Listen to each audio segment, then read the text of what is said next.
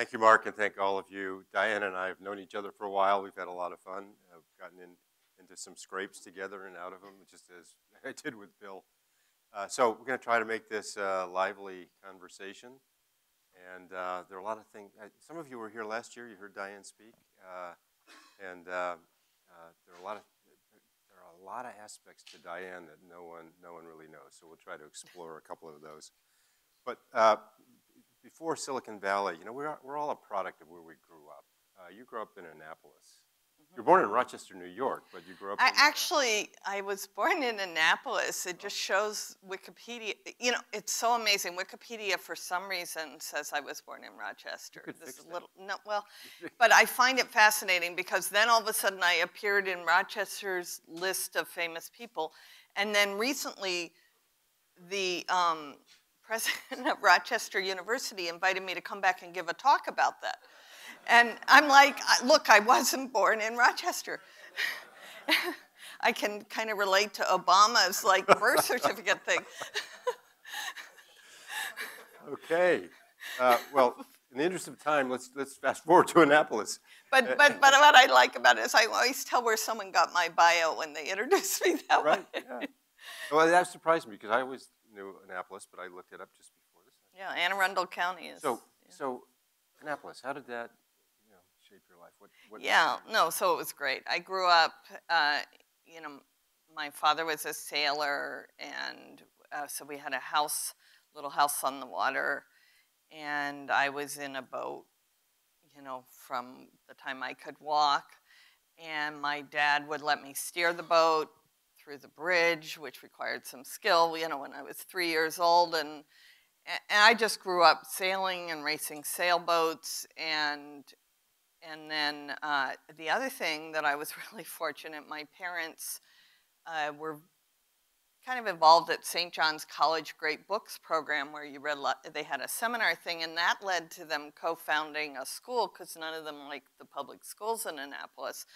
So I ended up going to this extremely progressive school that was adding a grade every year it's now a very well-established school in Annapolis called the Key School, where we read books and we had a seminar on them, and we had all these St. Johnny tutors teaching us, and it was project-based, like way back then. And those two things were, really formative for me. Wow. Yeah. And go on and on. We can talk about the water too. I mean, you organized the first windsurfing world championship. Actually, when I was in high school in Annapolis, I remember one morning I was looking over my dad's shoulder as he read the Washington Post every morning, and there was a picture of a windsurfer at the Annapolis Boat Show. It was coming to the Annapolis Boat Show, and this was in 1971, and I was like, that's the coolest thing I've ever seen. I'd seen Endless Summer had just come out, the surfing movie, and I was like, and then they put a sailboat on it. Those are my two favorite things, and I actually sought it out and kind of taught myself how to do it. And then because I was a big sailboat racer, I actually won the women's national championship one year, and so I was running races at Association Island in upstate New York, which might have something to do with the Rochester connection. But anyhow, because the Olympics were going to be in Kingston, Canada, and the windsurfers were coming. And I was one of the youngest people on the staff, and I really wanted to run a regatta, and I wasn't getting to run a regatta. And I said, well, I'll run that windsurfing regatta. I know something about windsurfing, and they let me. So I ran and the windsurfing people in a misguided way thought if they went into yachting that would promote their sport. The two couldn't be more different. But so they were going to try and run regattas, and I got to run their first world championship with all these famous people, that went on to be great windsurfers like Robbie Nash and Mike Waltz and stuff. And I ran the first windsurfing world championship. Wow. I'm a bit of an amateur sailor myself, so it's something that inspires me. How does sailing, influence your outlook and how you run your business now? how you Yeah, I always navigate. think that I learned practically everything I know from sailing. You know, the most important thing about sailing, the thing that's always mystified me is you can sail upwind. Yeah, You know, not dead upwind, but you can make progress against the wind. And yeah. that's, to me, And you know what? What's so interesting about that is it kind of teaches you that you can't always go straight somewhere. And so basically you have to tack back and forth because you can't go straight into the wind or your sails won't get that nice lift effect. And so you have to kind of calculate what's the fastest way there, even though I can't go straight there. And so sailing, I mean, it requires a lot of preparation. You have to have your boat all tuned up and all your equipment, and you and your crew have to practice together and actually build a really strong relationship to the previous talk's point. But it's really fun. And then when you go to race, you need a plan. And then you kind of judge your competition, you kind of judge the wind, you kind of judge the currents, and you kind of form a plan, and then you take off, and then all of a sudden, whoa, where'd that boat come from? I didn't know they were so fast. And oh, that wind shift I was planning on didn't quite materialize. And so you have to constantly in real time adjust your plan to whatever is happening and learn from it. And I think, you know, that ability to synthesize all this information and not be afraid to change your plan in real time, because you have to in a sailboat race, was really, really helpful to me. Yeah, I think the last couple of speakers talked about the sports analogy, and here this is teamwork, planning. And the boat I race on, the captain of the boat's a computer scientist, and we have all this computer-aided assistance on how to do the start, and we go with really. And at the last minute, we just wing it, and so every time we just there's a judgment that you have to. And then didn't you have someone come down on your back stairs? Oh yeah, we got clobbered 2 years ago. You were in the same race. I was thought. Our boat was totaled in that race, but it's been rebuilt. Anyway. You can be in the right and still get clobbered. Yeah. You were an engineer at the University of Vermont, an engineering student in mechanical engineering. You went to MIT and got a degree in naval architecture. Circling back to sailing. Yeah.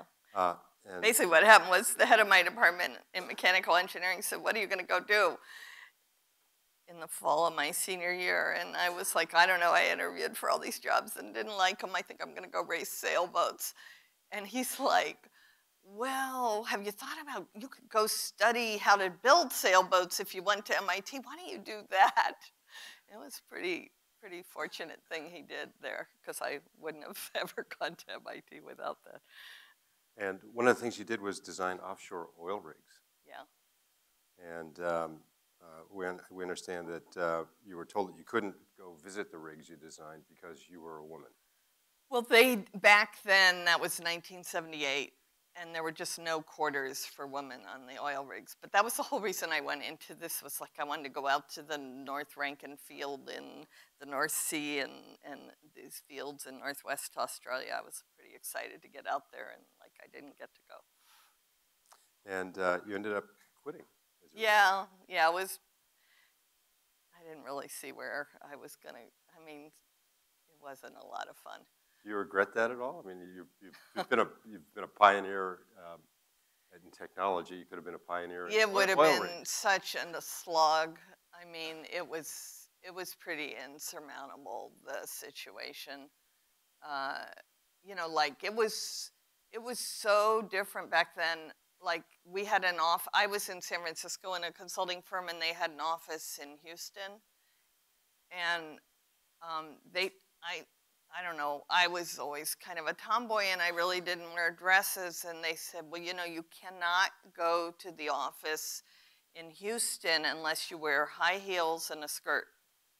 And I'm like, well, I guess I'm not going to the office in Houston. And you know, it's just like, where do I?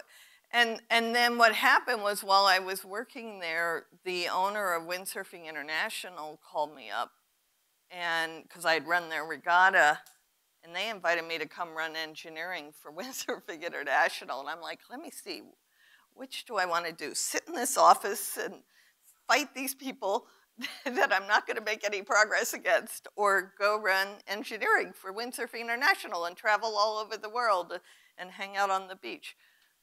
A job that makes you happy. We talked about last time. And the other thing, not in Wikipedia though, but you confided in me once you also played ice hockey. Yeah.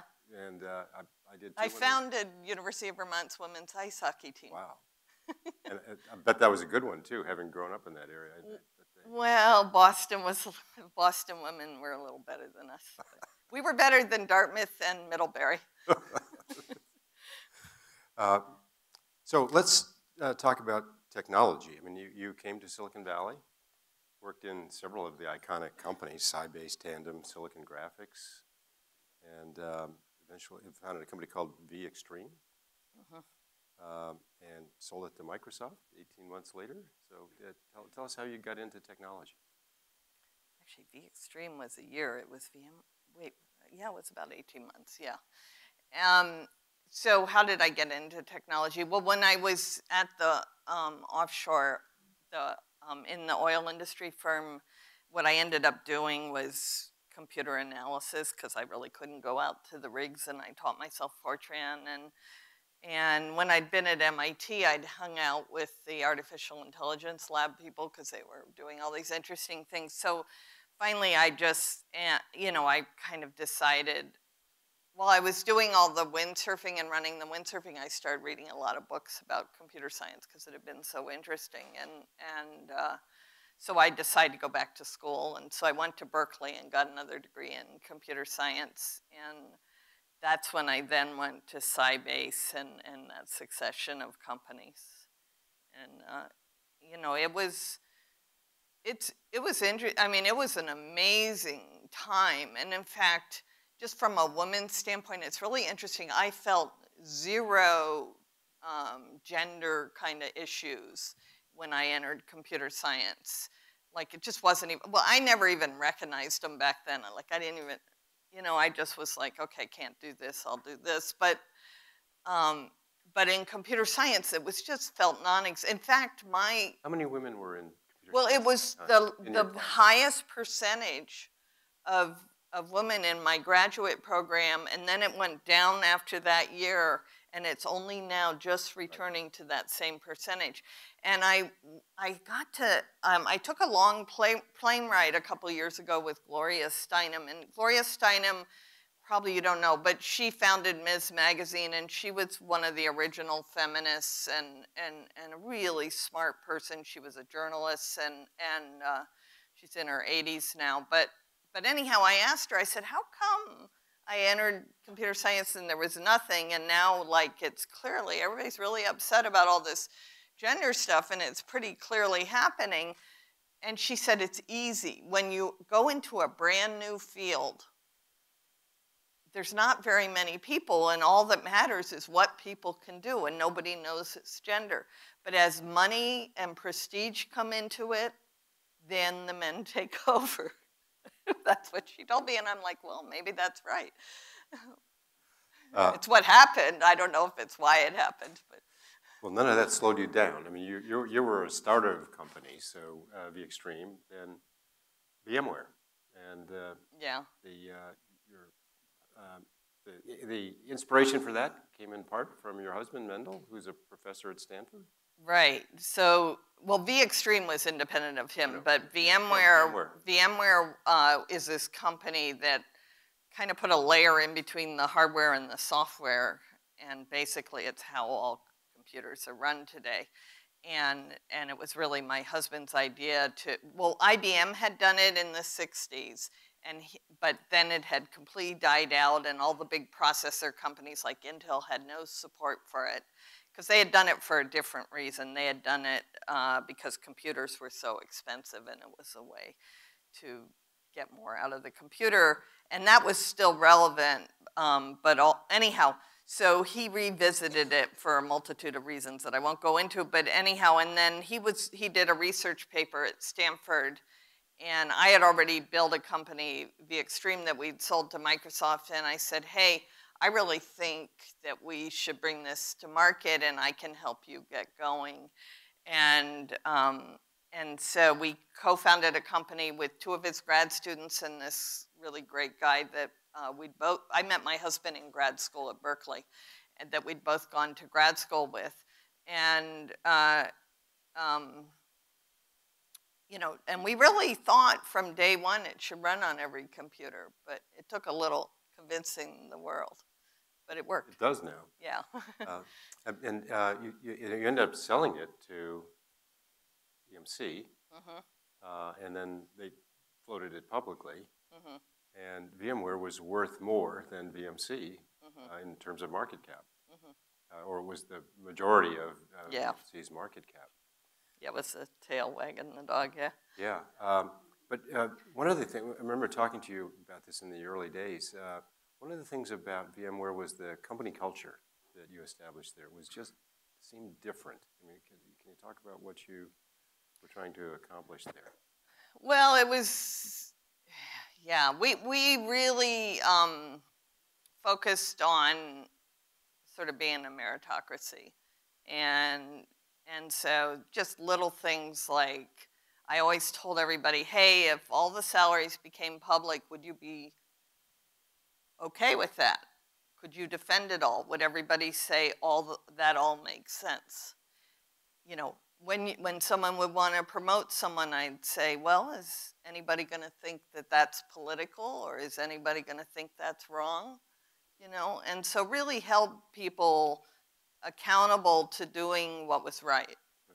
You know, what made sense based on the work being done. And then we were just so focused on what we were doing. And then there was the balance of the business side and the engineering side. I'd always say to the business side, you know, just because they're an engineer doesn't mean they're not smart enough to also do business. You know, you might get some good ideas from them. In fact, we got many good ideas from the engineers. And then I'd say to the engineers, like, you know, we could shut this whole thing down, and these people, these salespeople could drive a lot of money without having to pay your salaries, because we got some great products here. So it was like a collaboration. Yeah. We all really collaborated, and we all understood what each other did and what our value was, and we loved working together. Yeah. Yeah, and I remember the architecture of the building was open, a lot of glass. Oh, yeah. Yeah, I got to build a whole building, yeah, that way. And it really worked. People, you know, we had a 20-year celebration this past summer. We got everybody together. We had never gotten everybody together. Of the first, I think, 100 people. And what was amazing was, with like 2 exceptions of people that were traveling, everybody came. Wow. And we all had so much fun. We were so happy to be together again. Yeah. Well, you eventually left VMware and started a small company that I helped you with, Bebop. That's right. Tell us, going back to a startup, what was that like? I mean, it was pretty having run a very big company. A big, complex, 8,000-person company, public company, yeah. Well, yeah. I mean, I sort of sometimes I like doing everything myself. You can't even begin to do that. When you get big, like right now, I can barely do anything except for attend meetings. We'll get to that in a minute. But, so that was, you know, that part of it. And then there was a new thing I wanted to learn about, which was user experience, design thinking, and all that. And I kind of because that's what I wanted to do in this company. And so that was fun. I learned a ton, and really proud of what they have now. They have a platform, but the first application they built was a hiring app, which is super complex because you have multiple users and you have this workflow and you have all these confidentiality, you know, what's confident changes based on the state of a person's application, and just a super complex application, and we made it very intuitive. And that succeeded, and that was by really understanding, from a user's point of view, how to design something, and that was really fun. That thing is growing over 100% quarter over quarter right now. Wow, within Google. But Google acquired the company, and I was there. They were interested in the company, but they were more interested in acquiring you. So they got a bargain with that company. Yeah, yes, they did. I mean, because of the technology and the people that were there, not me. Yes, yeah. I understand. No, I think that they were focused on you. The company was interesting, but I think you're right. I think they underestimated the value of the company. Yeah. But then I mean, you now have a very big job at Google. I mean, Google Cloud Enterprise, and you had 8,000 people at VMware. How many people report to you at Google? 23. 23,000. And at Bebop, it was how many? 23, probably. You orders of magnitude. Yeah. So, wow, what a big change that is. Yeah. And now, I mean, you have a very big lever on the world. Yeah, the cloud is actually a very big, profound thing going on in the world because of the cloud, because you can put all this data together and talk to it from anywhere in the world, and it has all the latest technology, all of a sudden any company can sort of become digital really easily. Any size company, no matter. And actually, if you don't become digital, you're at a big disadvantage. So everybody's trying to get their data and put their data in the cloud and figure out how to use it. And it's the most amazing revolution to be a part of because, I talk to CEOs of major world companies constantly about their strategy to get to, really become a digital enterprise. And so, Google we came a little late and we're sort of in third place. However, everybody says we have the best technology, and we do have the best technology. And I really, and that's why I went there. I knew that they had amazing engineers and amazing technology. In fact, pretty much all of VMware's original engineers are now at Google. And if you're a company, if you don't have the latest technology and your competitor does, you're kind of at a disadvantage. So I think that that's going to really help us kind of get there. Of course, we want to win if we can, but regardless, it's just every day we all look at each other. Can you believe what's going on, in the world? And it's so interesting because the world's getting very country, centric. Yet data sovereignty, you mean? Yeah, and all this stuff, and their borders, and and you look at global companies, and they just want everybody to get along, and they just want to run everywhere. And then all this sort of power shifting to these digital. It's a fascinating time. Would you say? What do you think? It's the most overwhelming time I can remember. It's just companies like Google and Facebook and Apple and Microsoft are just in the news every day. I mean, the challenge. That's the part I hate the most, is being in the news. These companies have succeeded beyond even maybe their wildest dreams of Larry and Sergey. And we heard from Master earlier this morning about moonshots and so on. And the world is connected. Oh, the responsibility is just bigger by the second. In terms of social responsibility. Yeah. And the problems are just intractable. It's uncharted waters, and there are no easy answers to any of the questions. No, I mean, we find ourselves creating, replicating judicial processes in order to make decisions. Adjudicate. And have an appeal process. Adjudicate what's hate speech and what can be put on the web and what can't be. I mean, the Supreme Court has a hard time doing this once every 10 years. And you've got to do it once every 10 nanoseconds. Yeah. Right? So, it's a pretty wild time. So, Mark, I don't know how much time we have. Do we have time for a few questions? Okay. Yeah. Well, just before we go to questions, I wanted to say, there's another part of your career in which we've interacted. You were on the board of Intuit for many years, and we're on the board of Google before they acquired Bebop. So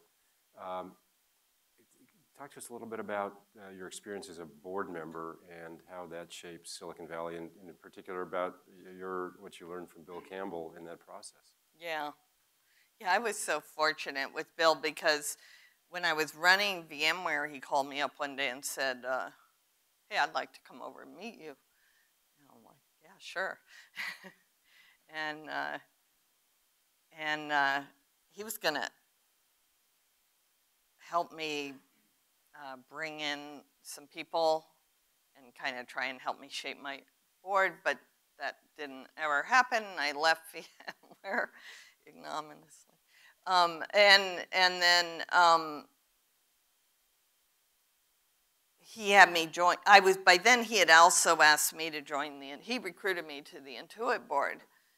And so after I left VMware, I was so fed up with tech. I remember going to him and saying, I'm going to get off the Intuit board. I'm going to leave tech. And he's like, you can do that if you want, but you ought to give it a few more months. 10 years later. That's kind of classic Bill Campbell advice. But anyhow, so then one thing led to another, and I got invited to join the Google board. I'd known Larry and Sergey when they were grad students. Basically, John Hennessy and Paul. I knew everybody on the board just from being in the tech industry, and then I ended up joining the board. It was actually an exceptional experience. I was just shocked that I was in that position, but I was getting, because Cheryl's very public about this, I was getting recruited for the Facebook and Google boards simultaneously. And so I joined Google because I'm really a technologist at heart, and it's more of a technology company. And they're very different boards, Google and Intuit, but Bill was involved in both. And Bill, it was all about relationships. And he just made it such a joy, those board meetings, and boy, do people work well together when they're having fun and liking each other. And he really was phenomenal at keeping things moving. And the thing I think I learned the most from him was that everything didn't need to be perfect. The important things needed to be perfect. But the rest of it, just keep moving so you can get the important things perfect. And I think that was really valuable to me because I used to think everything needed to be perfect. It doesn't. And also as a person, you don't need to be perfect. You just got to be authentic in yourself. That was what Bill was about. Yeah. A couple of questions? Yes. Being such an accomplished woman, when we speak of institutions like MIT and Berkeley, what would you say is your biggest accomplishment to date for yourself? For me?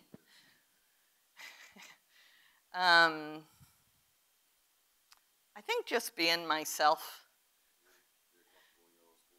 Excuse me? Being comfortable in your own skin? Well, just whatever happens, I'm always positive. One of my favorite things I ever did was when I quit my job in the oil industry. I was so excited about windsurfing, and I moved to Hawaii. I won't go into the details, but I was woefully, I didn't even have a driver's license with me because it had expired. Anyhow, one thing led to another. I was trying to find a place to live. I found the windsurfers. I said, hey, you have an extra room? No, we don't. I said, well, how about if I pitch my tent on your porch? They let me. And I lived there for a few months in a tent on their porch. And I read a lot of books, and I windsurfed every day. And it was like the happiest time of my life. And so I've maintained that I've been able to maintain. I could go do that again and be just as happy. Yes. Diane, you obviously have a knack for creating solutions to problems. I look at what you did with the Extreme, and it gets acquired by Microsoft in 18 months. To me, that's fascinating. Is that the goal when you create the solution? Because I'll just be quite frank, I would love to create something that have a massive corporation buy me out in 18 months. That'd be pretty cool. Well, I think, like, I have to say that I never did anything to make money. I've like really literally never cared about it. It's not bad to have money, you know, and I take advantage of it, but it's like never was a goal. Um, and I think with I mean, I'm just very quality focused and you know, like value focused. And I think, you know, if you constantly focus on what value am I creating for whom, it's that simple. You know, like, well, wait a minute, let's step back and say, if we go this way, is that going to be, you know, you don't want to build a company to be acquired because you might make the wrong decisions. But if you build something that a lot of people are going to value, it's going to, you know, as long as you kind of are reasonably competent on the rest of it, it's going to take care of itself. You know, it's all about creating value. And it, you know, it feels good to create value, you know. I mean, one of the other things I'm happy about is all the people I've helped along the way. You know, I love nurturing people and making them successful. That's part of the Bill Campbell legacy too. But you were Yeah. a reluctant seller of VMware to EMC. I mean, you didn't. Oh, I didn't you personally create these want to. companies It was just sell them. Would you? no. I never wanted to sell it, but the co-founders did, and my husband and I kind of got worried that what if we're wrong, that this is going to be this successful. You know, they'll never forgive us. How did you get the exposure or the market share? Like you were sitting there in 18 months, and Microsoft's like, we need this. Because I find that crazy. And that's awesome. Yeah, it was kind of crazy. You know, one of the weird, funny things that happened was I met this guy at it's always so arbitrary. I forget how, but I met some executive at Sun, Jan Peter Schneider, and we kind of hit it off, and he was kind of interested in startups. He was sort of a mid-level executive. So I'm kind of showing him, you know, we had this way to stream video, never mind that it was like the size of a postage stamp and barely discernible. We had a way to do it and to do real-time, you know, decoding. And so he got all excited about it, and he happened to tell the COO of Sun, Ed Zander, about it. And so Sun was getting ready to give this, Scott McNeely, the CEO of Sun, was getting ready to give a talk at the Interop, or I forget the name of the conference in New York City that was like gonna have 20,000 people or something, and they needed a sexy demo. And so they like, well, let's show streaming video. Nobody's even knows it's possible over the internet, because Sun was all about the internet. So all of a sudden, I still have the suit I bought for that. I'm like, oh my God, what do you wear in front of 20,000 people? Anyhow, so I got to go on stage with Scott and meet Scott and get to know Scott for this event, and suddenly we were like known all over the world because of that funny thing that happened. It's sort of like what, I forget his name, was saying, you know, it's serendipity. It's just, you know, if you really like people and you always love connecting to them, you never know what's going to happen. VMware had I won't go into it because we probably don't have time, but I had a similar lucky break at VMware. So you're going to get these lucky breaks if you connect to enough people genuinely, and also if you're ready to take advantage of it when you get it. I'm afraid we're way out of time, Mark. Yeah. Okay, one last. There was one over here before, and then this gentleman. Can we do two? Okay, 1, 2. Okay. Diane, when you think about your impact as a co-founder of VMware, and you mentioned earlier that VMware is essentially. By the way, I was also the CEO for the first 10 years of VMware. Yeah. You spoke earlier about how it is essentially in every computer across the world. So you, when you think about your impact, you have positively impacted essentially indirectly or directly every consumer in the world. I would just love to hear what that means to you and how that feels.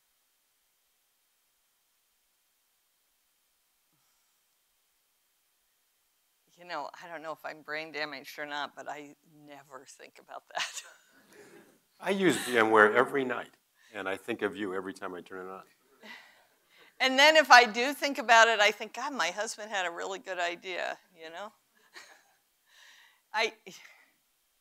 Yeah, I've never given, I don't really give myself much credit. Yeah. Question there?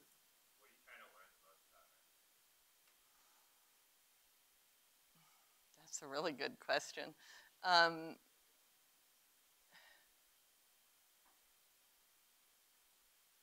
you know, I'm exposed, I'm learning so much stuff right now. I'm trying to prioritize, and